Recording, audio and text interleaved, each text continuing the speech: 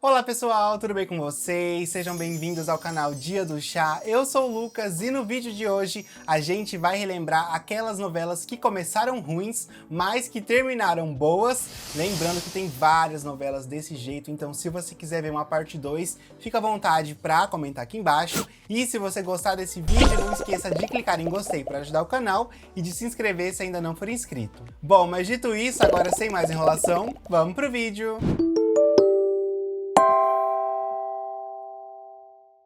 E essa primeira novela aqui da lista é uma novela muito memorável e foi a mais citada por vocês lá na comunidade do canal, e eu tô falando de O Outro Lado do Paraíso. E eu acho que essa novela serve até como referência para esse tema porque ela conseguiu sair do fundo do poço e atingir uma audiência que não era vista em horário nobre desde 2012. Enfim, a novela teve uma estreia turbulenta com bastante cenas de violência, cenas bem dramáticas que não agradaram o público, e isso, claro, refletiu na audiência. A novela fechou a primeira semana com 31 pontos, mas conforme os capítulos foram passando, esse número foi caindo cada vez mais, tanto que ela chegou até mesmo a ter audiência menor que Pega Pega, a novela das 7 na época. E diante desse cenário, a Globo e o Valcir Carrasco agiram para tentar reverter a situação. Eles mexeram no roteiro, cortaram cenas, amenizaram as situações polêmicas e focaram na trama principal, que no caso eram as vinganças da Clara. E todo esse esforço refletiu no capítulo 45, que é bem aquele capítulo emblemático onde a Clara retorna pra se vingar de todo mundo que fez mal pra ela. Capítulo também onde ela fala aquela emblemática frase: "Não imaginam o prazer que é estar de volta."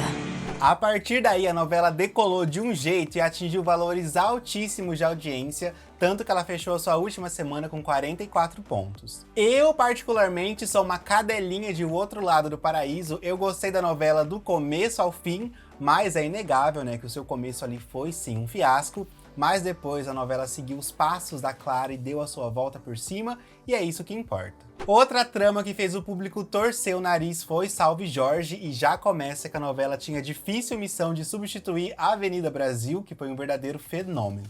No começo da trama, muita gente achou confuso aquele excesso de núcleos e personagens e chegaram a falar que a novela tava parecendo uma mistura de O Clone, América e Caminho das Índias. Claro que isso refletiu na audiência e na época, quando comparava os últimos 90 capítulos de uma novela das 9, Salve Jorge levava o título de pior ibope de todos os tempos. A primeira semana fechou com 33 pontos de audiência, mas conforme os capítulos foram passando, esse número foi caindo cada vez mais, o que acendeu o sinal de alerta para a Rede Globo. Claro que vendo tudo isso, a Globo teve que fazer algumas mudanças na trama, começando que eles reduziram o número de núcleos de personagens e focaram na história principal, que era o tráfico de pessoas. E mesmo com vários furos de roteiros que chegavam a ser bizarros de vez em quando, como todo mundo falando português normalmente lá na Turquia, e a vilã matando uma pessoa no elevador sem que ninguém visse, a novela conseguiu dar a sua volta por cima. As últimas semanas tiveram uma subida expressiva de audiência, passando fácil dos 40 pontos, sendo que ela fechou sua última semana com um pouco mais de 44 pontos, com um pico de 48, um valor ótimo para uma novela das 9. E seguimos nossa lista com mais uma novela da Glória Pérez. Dessa vez eu tô falando de América, que também teve a difícil missão de substituir Senhora do Destino,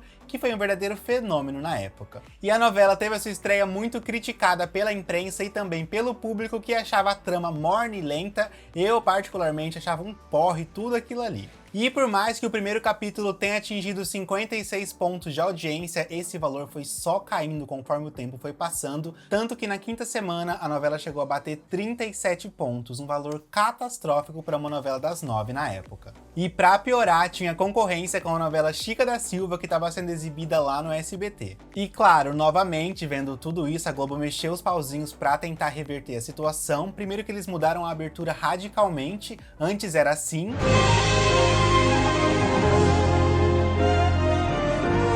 e depois ficou assim. Soy loco por ti, América. Soy loco por ti de amores. Isso sem contar que teve um atrito entre a autora Glória Pérez e o diretor Jaime Monjardim.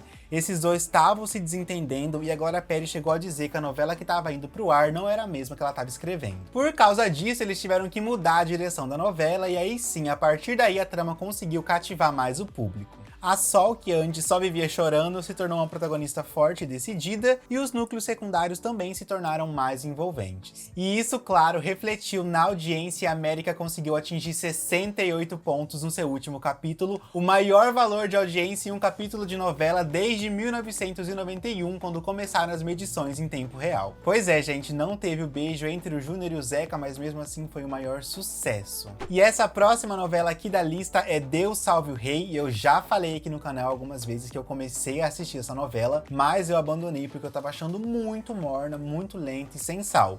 Depois eu soube que as coisas melhoraram, mas até hoje eu não tive coragem de voltar a assistir. Enfim, a novela teve ali uma audiência bem morna no começo, ficando na faixa dos 23, 24 pontos, e assim seguiu por alguns meses. Mas isso, claro, foi uma coisa muito ruim, porque a meta de audiência era de 25 pontos, isso sem contar que a Globo fez uma divulgação pesadíssima pra novela, tanto que a fotografia é linda, os efeitos são impecáveis, o figurino também, mas tudo isso não é suficiente pra segurar a audiência. Com isso, vendo toda essa situação, a Globo teve que colocar a mão na massa e mexer os pauzinhos pra tentar reverter a situação. Pra isso, eles chamaram o autor Ricardo Linhares pra ajudar na condução da novela e parece que funcionou. O autor inseriu novos personagens pra movimentar a trama, como o Rei Otávio e o Inquisidor, e eliminou outros que estavam sobrando através de uma peste que amedrontou a população. Isso sem contar que ele colocou a vilã Catarina pra agir e também inseriu um mistério em torno da verdadeira identidade da filha desaparecida da bruxa Brice.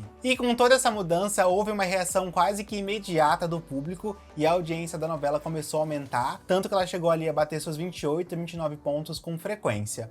Nada mal para uma trama que teve um início tão turbulento, né? E essa próxima novela aqui da lista, que começou um fiasco e depois deu a volta por cima, é Morde e Assopra. E assim que estreou, boa parte da crítica e do público não tava botando fé na temática ousada sobre robôs e dinossauros. A trama fechou sua primeira semana com 26 pontos, abaixo da meta de 30 pontos, e o desempenho foi só piorando conforme as semanas passavam, tanto que a Globo e o Valcir tiveram que se juntar ali para tentar salvar a novela. Eles focaram no que estava dando certo no núcleo coadjuvante, como o caso da Dulce, que era a mãe pobre que era humilhada pelo seu filho Guilherme, e também corrigiram o que não estava dando certo. A situação envolvendo o Ícaro e a robô Naomi estava andando em círculo e eles tiveram que antecipar a volta da Naomi humana, e parece que isso impulsionou a trama. Com isso, com um pouco mais de 2 meses, a audiência começou a crescer cada vez mais e no fim das contas, a novela fechou com uma audiência média de 30 pontos, sendo a segunda maior audiência da década de 2010, perdendo somente para Cheias de Charme. E agora a gente fecha a nossa lista com a novela A Favorita, que por um pouquinho não se tornou um fiasco.